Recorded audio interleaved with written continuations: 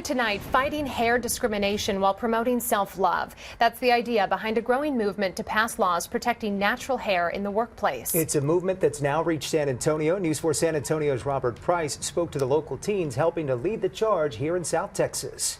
I thank you for trusting me in your journey. Here at DeVette's Braids and Locks on the northeast side, DeVette Mabry knows all about natural hair. I do braiding and 4 different techniques in hair locking. Locking your hair is something that we have to train your hair to do. She also knows all about natural hair discrimination. I have seen people get fired from jobs because of their hair. She would know as founder of the San Antonio Natural Hair Society. I've been fighting this. I've been physically doing braids professionally since the age of 14. So imagine her delight when she saw these San Antonio students taking the issue straight to city council. Of those young girls standing there and telling their experiences. Students like 16-year-old Nevaeh Simmons. I wanted to make sure that the council understood that hair discrimination is very degrading. 15-year-old Nevaeh Sage. Having our natural hair being looked at as exotic or something that is not normal is something that really does affect your mental health. A lot of times people ask if they can touch my hair and what it feels like. Because I thought that my hair was not pretty or not respectful, I would always cover my hair with hats or bandanas. Sometimes people don't even ask to touch my hair, they just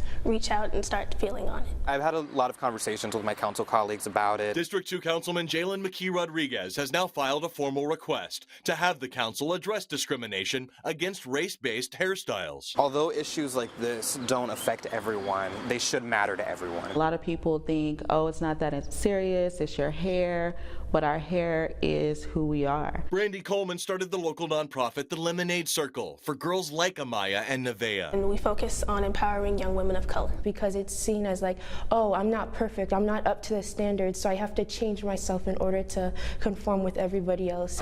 It's an issue that grabbed national headlines in late 2018 when a referee forced high school wrestler Andrew Johnson to cut his dreadlocks before a match. I wasn't his mother, but I felt with every cut of those scissors that part of him was being lost. It's been a conversation amongst our community, amongst ourselves. Now it's getting spread worldwide. A national movement to pass what's known as the Crown Act, creating a respectful and open world for natural hair, now on the books in 20 states. Whether it's loose curls, big curls, tight curls, afros, there's a pressure when you enter into a professional work environment or a school or somewhere outside of your home where you have to take up as least space as possible and you have to blend in. McKee Rodriguez wants to make hair texture and styles an explicit protection within San Antonio's non-discrimination ordinance, becoming the second Texas city to do so after Austin. There's a level of ambiguity there, and I think it's important that we explicitly name this as a discrimination. But I pray the mayor understands,